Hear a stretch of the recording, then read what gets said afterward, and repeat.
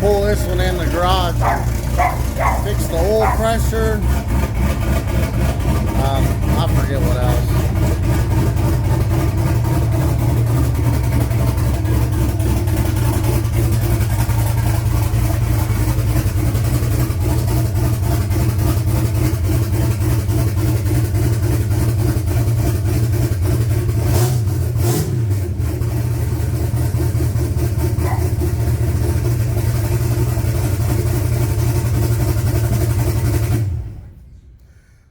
Fix the oil pressure, run some vacuum lines. What else we need to do? Run vacuum lines. It's raining outside, so We got brakes down. Grind the brakes down. We didn't finish doing that yesterday, and we got to put some water in it because the petcock was leaking on the radiator, but it still ain't burned off all the crap we got everywhere. I mean, when you work on a motor, crap gets on the exhaust.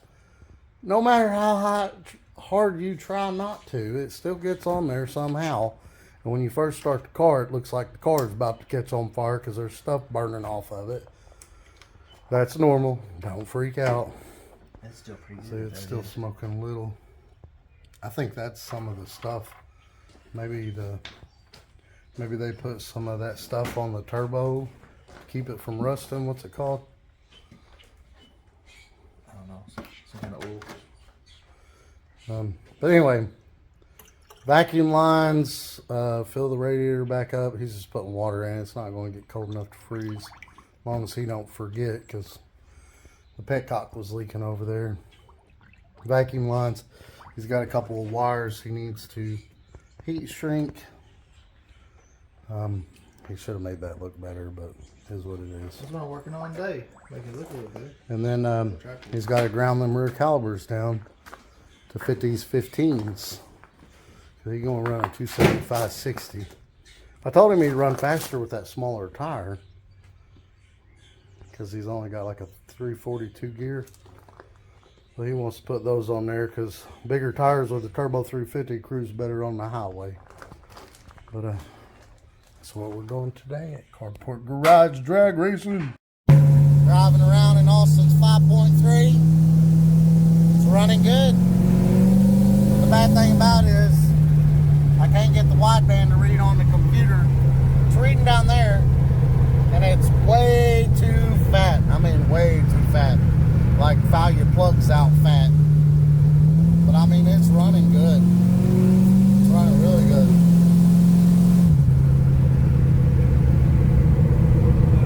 But yeah, we need to get the wideband reading through here. Yeah. Well, no, that's a parking lot. There's the next one up there is where that red car is coming out of.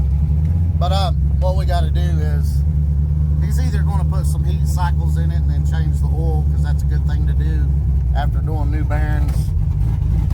And then we're going to change spark plugs. He's either going to take it to the dyno and get it dyno tuned, or we're just going to buy credits and tune it ourselves. But we got to get that wideband to read through my computer so I can see where it's at. But runs good.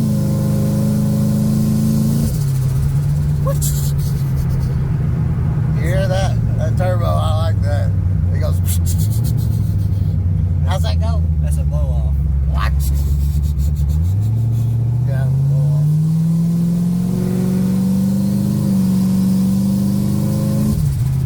It pulls false knock every now and then. We gotta figure out why it's doing that. Probably Only like 10% throttle. Yeah, it only does it like leaning into the throttle on light throttle. Whoa. Well, yeah, runs good. It's got a snappy throttle. Mine ain't snappy like that. We're not 100% sure that's reading right though, because we was having a problem with the sensor reading right. I'm gonna buy some. Them sensors, they don't last too long. So I'm gonna buy some new sensors. Check gauges where the oil pressure's bottomed out. Oh no, we ain't got no oil pressure. Yeah, look, his oil pressure, it reads way low. But we already checked checked it with the manual gauge. It's reading about 30, 40 low. So it's just where I put a 99 through 02 sensor and a 98. The 99 through 02 uses a one prong, a 98 uses a two prong. So we're going to try to figure that out, but runs good. Happy with it. We got to stick that one in the garage because I got to change the purge on it, and then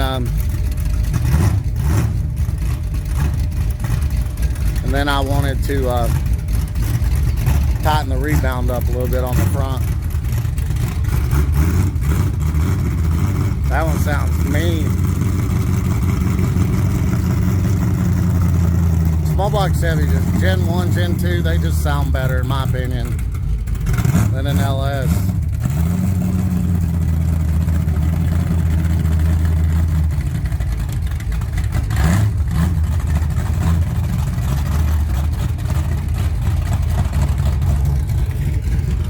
This one don't sound too bad.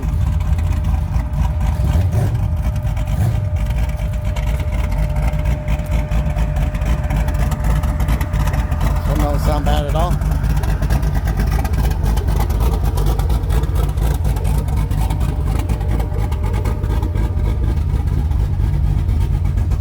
Temperature's holding good.